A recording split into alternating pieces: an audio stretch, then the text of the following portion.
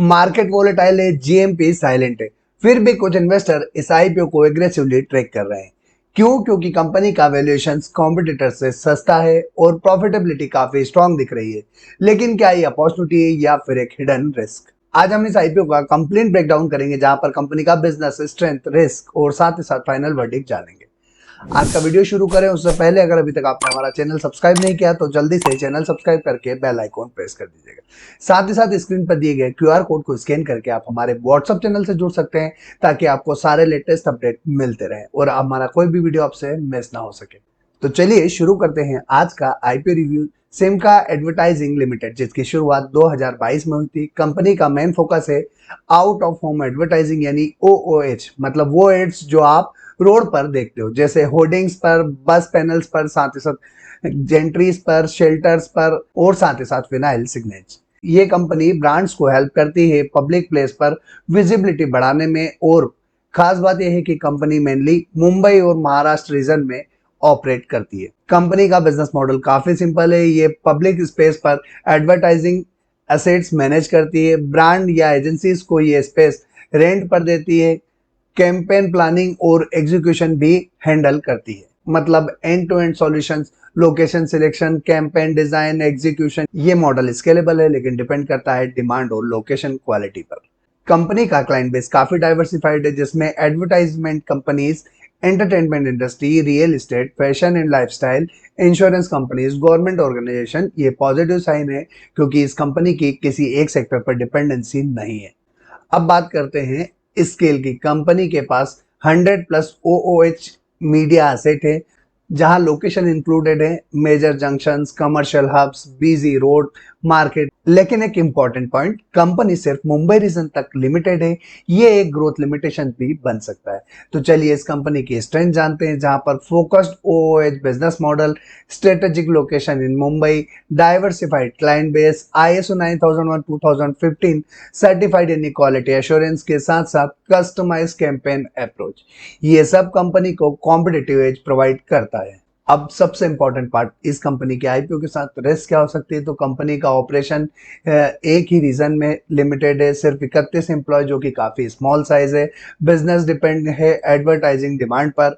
SME IPO liquidity और volatility high होती है, और कंपटीशन ऑलरेडी स्ट्रांग है ओएच इंडस्ट्री में। अगर डिमांड स्लो हुई तो रेवेन्यू पर डायरेक्ट इंपैक्ट पड़ता हुआ दिख सकता है। इंडिया में ओओएच एडवर्टाइजिंग ग्रेजुअली ग्रो कर रही है, स्पेशली मेट्रो सिटीज में डिजिटल और आउटडोर मिक्स ट्रेंड बढ़ रहा है। लेकिन ये इंडस्ट्री साइक्लिकल है, इकोनॉमिक स्लोडाउन में सबसे पहले एडवर्टाइजिंग बजट कट होता है। अब बात करते हैं इस कंपनी के आईपीओ डिटेल की, जहां पर 8 मई के दिन आईपीओ शुरू होने वाला है, तो 12 मई तक खुला रहेगा। टेंटेटिवली 15 मई के दिन लिस्टिंग हो सकती है। 10 रुपए फेस वैल्यू वाला शेयर है। 174 से 183 रुपीज का प्राइस बैंड, तो 58.04 करोड़ का आईपीओ साइज, जहां पर पूरा का पूरा फ्रेश इशू होने वाला है। बुक बिल्ड इशू टाइप है। एनएससी का एसएमई आईपीओ, जहां मिनिमम इन्वेस्टमेंट 2,19,600 रुपए के लिए 2 लॉट में करना होगा। अब बात करते हैं कंपनी के फाइनेंशियल्स की, जहां पर कंपनी के एसेट और रेवेन्यू में एक स्ट्रॉन्ग ग्रोथ देखने को मिली है, जो क्लियरली इंडिकेट करता है कि बिजनेस एक्टिवली एक्सपांड हो रहा है। साथ ही पेट और इबिटा में लगभग 10x से ज्यादा की ग्रोथ देखने को मिल रही है। इसका मतलब यह है कि कंपनी सिर्फ स्केल नहीं कर रही, बल्कि अपनी प्रॉफिटेबिलिटी भी एग्रेसिवली इंप्रूव कर रही है। एक और पॉजिटिव सिग्नल ये है कि कंपनी का नेटवर्थ और रिजर्व्स काफी स्ट्रॉन्ग तरीके से इंक्रीज हो रहा है, जो लॉन्ग टर्म फाइनेंशियल स्टेबिलिटी को सपोर्ट करता है। और सबसे इंपॉर्टेंट पॉइंट, कंपनी की बोरोइंग जीरो है, जो बैलेंस शीट को काफी हेल्दी बनाता है और फाइनेंशियल रिस्क को सिग्निफिकेंटली रिड्यूस करता है। ओवरऑल देखा जाए तो कंपनी के financial growth oriented, improving profitability के साथ और फंडामेंटली स्ट्रॉन्ग नजर आते हैं, जिसमें जीरो डेब्ट एक मेजर पॉजिटिव फैक्टर। अब बात करते हैं कंपनी की वैल्यूएशंस की। कंपनी का रिटर्न रेशियो काफी स्ट्रांग नजर आता है, जहां पर आरओई यानी रिटर्न ऑन इक्विटी 38.08% का है, तो आरओसी यानी रिटर्न ऑन कैपिटल एम्प्लॉयड 50.89% का है। ये क्लियरली इंडिकेट करता है कि कंपनी अपने कैपिटल का इफिशिएंट यूज कर रही है और हाई रिटर्न जनरेट कर रही है। साथ ही डेब्ट टू इक्विटी रेशियो सिर्फ 0.02 का है, जो लो लेवरेज को दिखाता है, यानी कंपनी ज्यादा डेब्ट पर डिपेंड नहीं करती है। और रिटर्न ऑन नेटवर्थ 38.08% का, जो काफी स्ट्रांग है, जो शेयर होल्डर के प्रोस्पेक्टिव से काफी पॉजिटिव सिग्नल माना जाता है। बात करें वैल्यूएशंस की, तो प्राइस टू बुक वैल्यू जो है 5.7 का है, जो थोड़ा प्रीमियम वैल्यूएशंस पर कंसीडर किया जा सकता है। आईपीओ के बाद ईपीएस हल्का बढ़ता हुआ दिख सकता है और इसी के साथ पीई रेशो भी बेटर लेवल पर आ सकता है, जो ओवरऑल वैल्यूएशंस को सपोर्ट करता है। अब एक बार इस कंपनी को इसके कॉम्पिटिटर के साथ कंपेयर करके देख लेते हैं। जहां पर वैल्यूएशन कंपैरिजन की बात की जाए तो सिमका एडवर्टाइजिंग का पीई 16.14 का है, तो ब्राइट आउटडोर मीडिया का 29.75% का है। प्रॉफिटेबिलिटी की बात करें तो सिमका 57.44%, तो ब्राइट आउटडोर मीडिया 11.65%। अर्निंग की बात करें तो ब्राइट आउटडोर का ईपीएस जो है 13.11 का, जबकि सिमका का ईपीएस 11.34 का है। हाई रिटर्न ऑन नेटवर्थ कभी कभी लोअर इक्विटी बेस की वजह से हो सकता है। एसएमए आईपीओ होने की वजह से वोलेटिलिटी और लिक्विडिटी रिस्क हमेशा रहेगा। Simca advertising comparatively better profitability, lower valuation और स्ट्रॉन्ग रिटर्न रेशियो के साथ अपने कॉम्पिटिटर से बेहतर वैल्यूएशंस पर आईपीओ लेकर आई है। लेकिन small scale SME business, regional concern risk और आउटडोर एडवर्टाइजिंग इंडस्ट्री साइक्लिकल है। ओवरऑल नंबर पीयर्स के मुकाबले काफी अट्रैक्टिव लग रहे हैं, स्पेशली वैल्यूएशंस और रिटर्न ऑन नेटवर्थ बेसिस पर। प्रमोटर एनालिसिस की अगर हम बात करें तो इस कंपनी के प्रमोटर फहीम बाटलीवाला और अशमा फहीम बाटलीवाला है। फहीम बाटलीवाला कंपनी के चेयरमैन और मैनेजिंग डायरेक्टर हैं। एडवर्टाइजिंग और ओओएच बिजनेस को एक्टिवली लीड कर रहे हैं। बिजनेस एग्जीक्यूशन और एक्सपांशन स्ट्रेटजी में मेजर रोल है। कंपनी कंपैरेटिवली न्यू है, 2022 में इनकॉर्पोरेट हुई, लेकिन मैनेजमेंट ने मुंबई ओएच मार्केट में क्विकली एसेट नेटवर्क बिल्ड किया है। अस्मा फहीम बाटलीवाला की बात करें तो नॉन एग्जीक्यूटिव डायरेक्टर है। प्रमोटर ग्रुप का पार्ट होने की वजह से स्ट्रेटेजिक इन्वॉल्वमेंट एक्सपेक्टेड है। लीड मैनेजर की बात करें तो Scott Mace capital private limited lead manager है। Scott Mace capital private limited IPO का बुक रनिंग लीड मैनेजर यानी बीआरएलएम है। लीड मैनेजर बैकग्राउंड की अगर हम बात करें तो एसएमई आईपीओ स्पेशलिस्ट है। Mumbai based SEBI registered category 1 merchant banker है। मेनली एसएमई आईपीओ हैंडल करते हैं। ग्रोइंग ट्रैक रिकॉर्ड में रिसेंट एसएमई आईपीओ मैनेज किए हैं।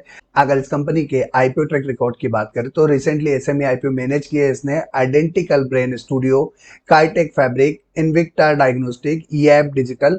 एनएससी एसएमई फोकस है कंपनी का, मेजरली डील करती है एनएससी इमर्ज प्लेटफॉर्म पर। लीड मैनेजर के लिए अगर हम कंसर्न की बात करें तो स्मॉल मर्चेंट बैंकर है। Compare to top SME merchant banker, स्कार्डमस अभी रिलेटिवली स्मॉल प्लेयर है। लिमिटेड आईपीओ हिस्ट्री है इनकी।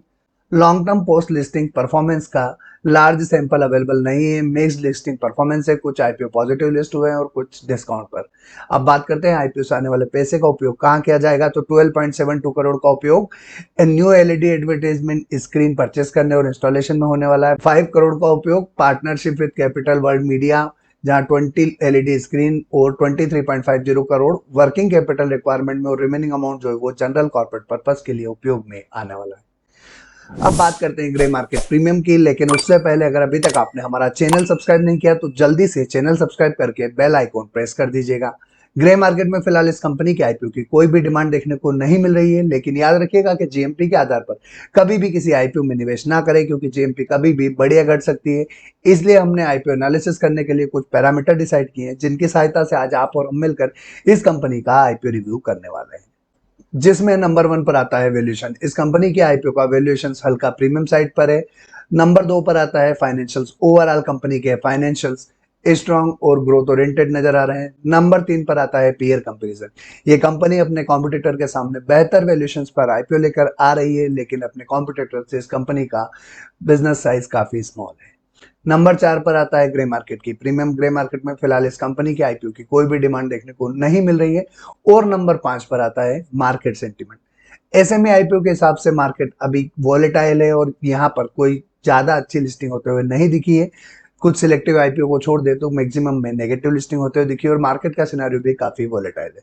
तो ऐसे सिनेरियो में जिन कंपनी के फाइनेंशियल्स अच्छे हो, जिनकी वैल्यूएशंस बेहतर हो, और जो कंपनी बेहतर वैल्यूएशंस पर आईपीओ लेकर आई हो और जिनका बिजनेस मॉडल स्ट्रांग हो, उन्हीं कंपनी के आईपीओ में निवेश करना चाहिए। फिलहाल मैं इस कंपनी के आईपीओ से दूर रहने वाला हूं, लेकिन दोस्तों याद रखिएगा कि आपको मेरे डिसीजन पे अपना कोई भी डिसीजन नहीं लेना। अपना डिसीजन सोच समझकर अपने फाइनेंशियल एडवाइजर से कंसल्ट करके और अपनी फाइनेंशियल कंडीशन देखने के बाद फिर डिसाइड कीजिएगा कि आप इस कंपनी के आईपीओ में निवेश करने जा रहे हैं या नहीं। दोस्तों, आपका जो भी डिसीजन हो कमेंट बॉक्स में कमेंट करके जरूर बताइएगा कि क्या आप इस कंपनी के आईपीओ में अप्लाई करने जा रहे हैं या फिर अवॉइड। वीडियो पसंद आया हो तो लाइक कीजिएगा, अपने दोस्तों के साथ शेयर करना मत भूलिएगा। फिर मुलाकात होगी एक और आईपीओ रिव्यू और फाइनेंशियल अपडेट के साथ। आज के लिए इतना ही, तब तक के लिए जय हिंद।